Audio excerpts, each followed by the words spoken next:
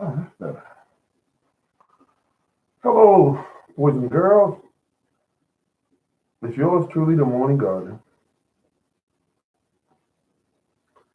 And I got to tell you, I got a lot done today. I got a lot done today. I had to go up to renew my driver's license, and it was an interesting trip because I saw when you renew your driver's license now because of the rules that change with the problem with who's who and who belongs here and who doesn't. So I went up to get my driver's license redone, and she said, "It's not time to do your driver's license. You have another year."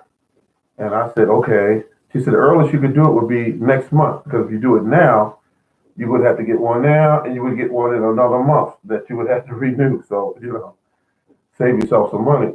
So I took a birth certificate up there, and the problem with the birth certificate was it was not a original. It needed to be an original instead of a copy, and I can understand that. So there it is. I go to another location, the vital records, to get a birth certificate, and it's amazing when you haven't seen your birth certificate in such a long time. It was things on there like they even have today. They had my exact weight that I weighed when I was born. The old one had some other information. So anyway, got all that done, and then they were talking in line about Social Security cards, and the fact that the Social Security Administration was right around the corner. So I go out of there and I set my GPS right around the corner, which it wasn't. It was a few blocks away, but within that area. So I'm driving around. I'm trying to find how to get my car parked, and it's crazy when you're trying to park. But they didn't have everything. They didn't have everything. Hello, everyone. Hello, hello. I appreciate it. And so I go into the area where you're supposed to park, and I circle around two or three times, and I said, "Wait a minute, where can you park at? I don't want to give up." I said, I want to park this car so I can go in and get two things done at once today because I couldn't get my driver's license, but I was able to get my original birth certificate, and now I want to get my the Social Security card. So I go get the Social Security card. I get parked, and it's ample parking. The lady said, "Oh, you just drive in here." I said, "But how much is the parking?" She said, "It's free." I said, "Free, okay." And I come in, and it happened to be on the first level. I pull in and park. Uh, Beautiful parking, no problem. I go into the Social Security Administration. I sit there for, I want to say 45 minutes, maybe an hour. And so I go through, and they ask you tricky questions when you try to get your Social Security card. She said, "What is your mother's name?" No, "What is your mother's maiden name?" And I said, and I gave it to her, and she said, "No." And I said, "Oh, you mean after she was married? Oh, okay. Oh, well, before she was married? Oh, okay." So I give her that information, and she says, "Okay, that matches." Where do you live? And I gave her that, and so that was the correct. And so anyway, she punched it all in, and she said, "It'll be 3 to 5 days. It'll be mailed out to you." And I said, "Oh, okay. So you don't get it here?" And she said, "No, 3 to 5 days. That's okay." But I was telling her the story while she was processing this information, and I understand sometimes I can be a strange person because here's what happened. I showed her my old uh, Social Security card, which I had with me at the time. I said, "Miss, the last time I was up here was 35 years ago. This Social Security card I'm showing you is 35 years old." And she said, "Really?" She said, "Oh my God, I never really hear stories like that." She said, "Most people lose their Social Security card." And I said, "Yeah." She said, "You must not carry it around on you." I said, "No, I don't." She said, "Well, good, because people shouldn't carry their Social Security cards in their pocket." Um, so at any rate, I got back, stopped off, bought something to eat, Popeyes, and and so I felt like I got a lot done today because I did that, and I also planted a whole row of seeds that which are collard green seeds. And so what I'm going to do is I'm going to go out tomorrow. See, now my goal is small. I want to put in two more rows, and that's it for tomorrow. I don't want to say I'm going to 10 rows of this and that. I'm not doing that. I'm setting a realistic goal, which is two rows that are about 10 feet in length, and it will be collard greens and kale, and so that's my goal. Um, so I'll get that done. That's a reasonable, reachable goal, and that's what I'm going to do. Now, I also contacted the department because I needed some information. And every town that you live in should have, or does have, I'll put it that way, um, Department of Agriculture. And so I got that done. Let's see, what is it right here? Here it is. And it's called the Extension Office.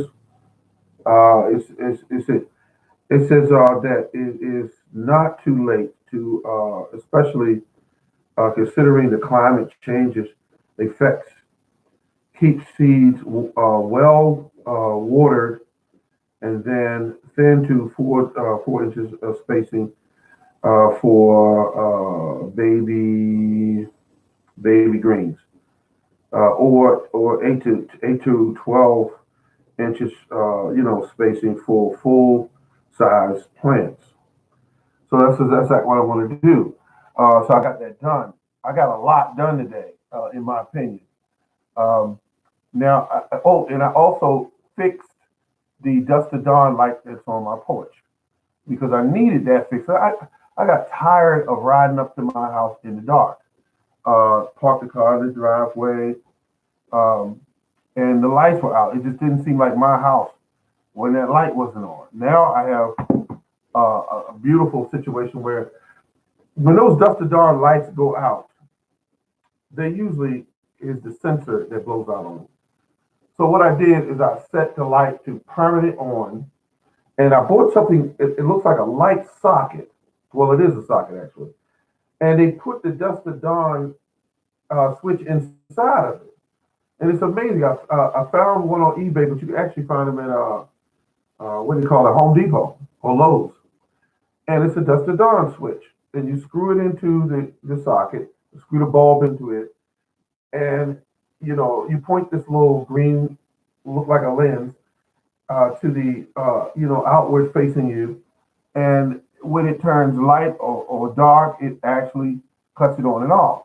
Because I was in a situation where I would have to buy another whole light, or I would have to buy uh, another whole light, or I would have to repair the sensor inside. And I didn't want to do all that when we were rewiring, certain bolts and everything in there, a little rust on it, because it's been outside for years.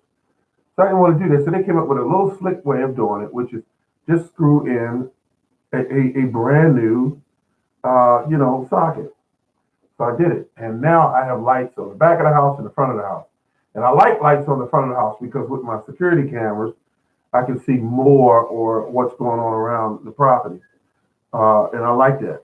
So, oh yeah, and then again, people are less likely to try to go into your house if you have the house well lit, because you have the lights on. You have a situation where people can see them doing certain things to your property, and criminals really much rather not have a whole bunch of witnesses. They don't really want that. Um, so at any rate, I'm happy about that. And I looked, checked on my trees. My trees had vines growing all in them because of the wild vines that I have in my property. And what I did, I pulled these big thick vines out, popped it from the ground. They're still in the ground, of course, but I broke them from the ground and I laid them underneath the tree.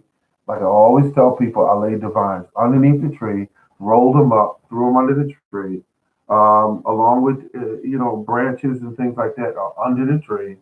And what that does is it fertilizes the tree. So everything, every single thing that's in my yard is fertilizer. If it grew from my soil, if it's a weed, a bush, a branch off of a tree, or whatever, it is fertilizer. And that gives me an idea. I'm going to fix my chainsaw. So I can go out there and start cutting down some of those uh, trees in the back of my house that are like wild trees, and I'll make fertilizer out of them. That's right. Feed those trees. Feed those fruit trees. Um, Backyard gardener. And so that's what you want to do. You want to definitely feed the trees that you have.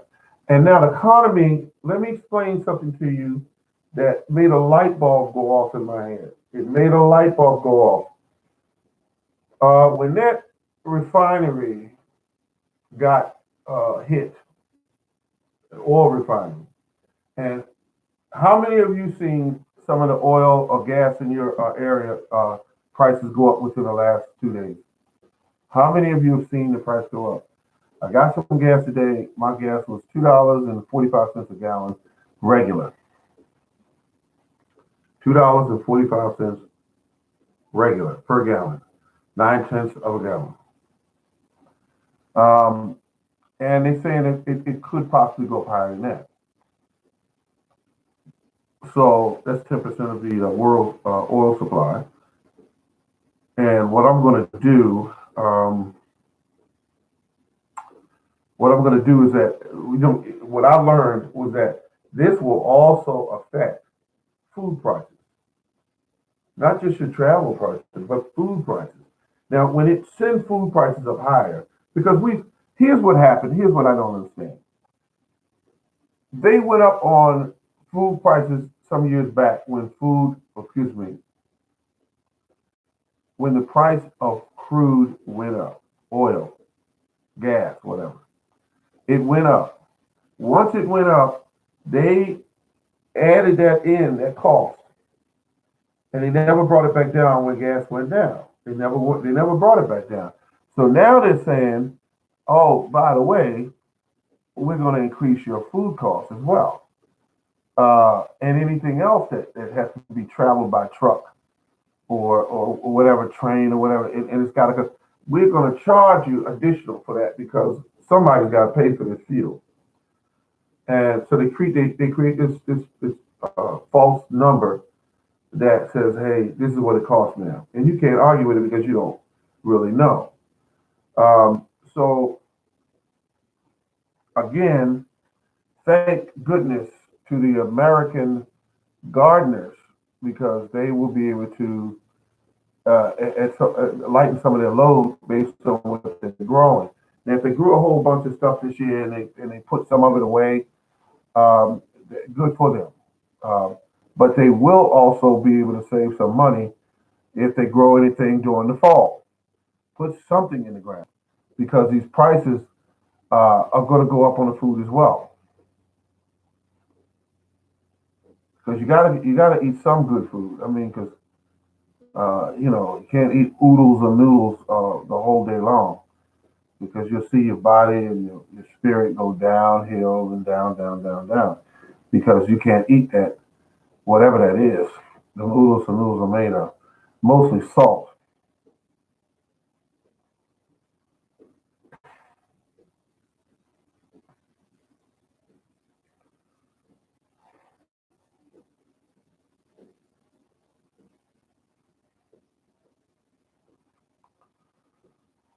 I love growing Georgia collard greens. Georgia collard greens are so good. They're just big, leafy plants.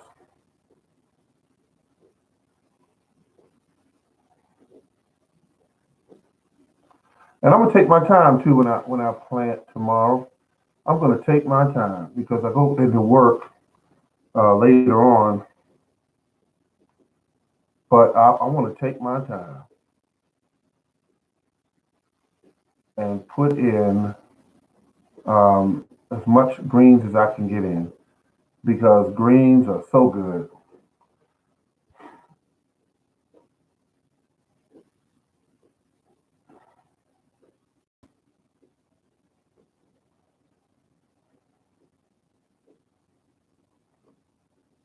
Well, that's what I'm going to call it. It's pretty quiet in here, so I'm going to go and check on my seeds. Make sure I have them separated. Which ones are going to grow tomorrow? Um, yeah, that's something. And I will, in fact, uh, make sure I get at least 2 rows done tomorrow. All right, good people. Thank you for tuning in. It's the Morning Garden. Thank you very much. And remember, keep on growing. Thank you.